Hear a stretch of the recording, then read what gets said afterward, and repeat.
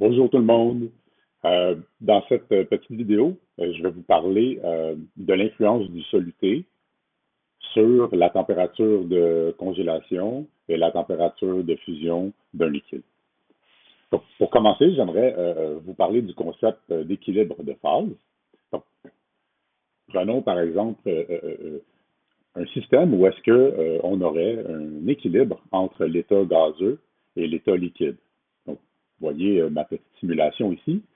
Euh, ben, ce qu'on remarque, c'est que on a l'état liquide où est-ce que les molécules sont très proches les unes des autres et où les interactions sont quand même assez bonnes encore puisque les molécules sont proches, justement.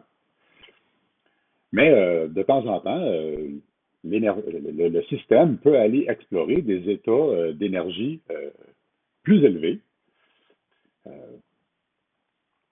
pour aller, et c'est cet état d'énergie plus élevé-là, dans ce cas-ci, pourrait correspondre à un état gazeux. Okay?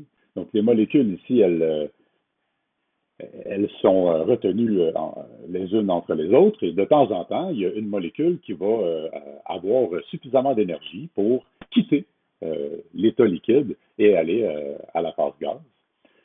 Mais cette molécule-là, en soi, lorsqu'elle quitte l'état liquide, ben, elle se retrouve dans un état énergétique plus élevé. Puisque à l'état gaz, euh, les interactions sont beaucoup moins fortes. Okay?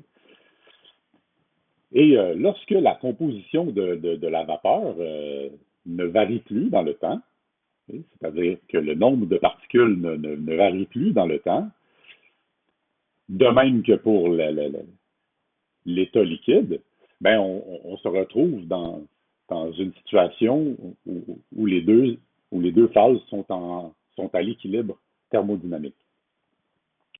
Et ça se produit à une température bien précise qu'on appelle la température de transition de phase. Donc voilà, l'équilibre de phase correspond à une situation où deux phases coexistent sans variation nette de la quantité de chaque phase. Cet équilibre est maintenu lorsque le désordre moléculaire d'une phase compense l'énergie de stabilisation de l'autre. C'est ce qu'on a ici. Hein?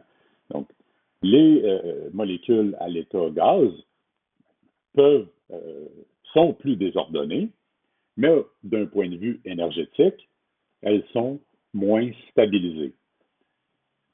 Par contre, c'est l'inverse concernant les molécules qui se trouvent à l'état liquide. D'un point de vue du désordre, elles sont désavantagées, mais au niveau énergétique, elles sont avantagées. Mais lorsqu'on a un équilibre entre ces deux phénomènes-là, c'est le moment où on a l'équilibre de phase.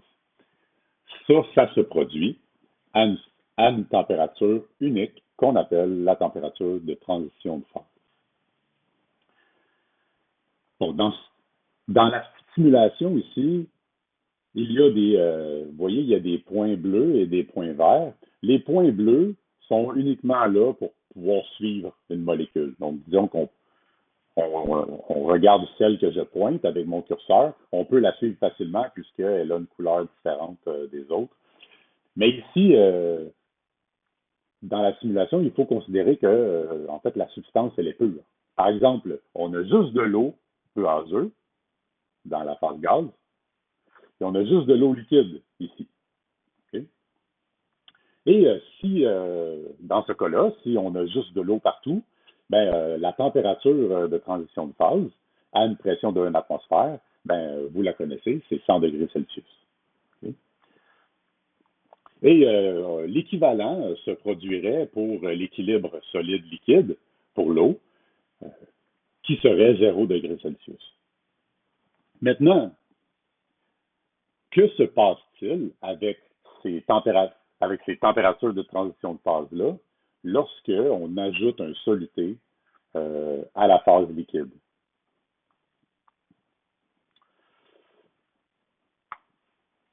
Eh bien, regardons d'un point de vue schématique, euh, qu'est-ce qui se passe avec notre état liquide lorsqu'on ajoute un soluté. Donc, à gauche complètement ici, j'ai mon eau liquide. Donc, j'ai plein de molécules d'eau qui ne sont pas très bien organisées les unes par rapport aux autres, mais elles sont proches les unes des autres. Et ça correspond à un état liquide. L'équilibre de phase, okay, avec la phase solide, qui est de la glace, c'est pas facile à faire puisque ça nécessite euh, une diminution du désordre, okay, de l'état liquide à l'état glace, mais ça peut se faire à partir de 0 degré Celsius. Maintenant, si on ajoute un soluté, un non-électrolyte, okay, j'ajoute 4 molécules de soluté. Elles sont en vert dans mon schéma ici. Eh bien, le désordre de ma solution, ici, est plus grand que le désordre dans mon liquide pur, puisque j'ai ajouté une nouvelle substance chimique maintenant.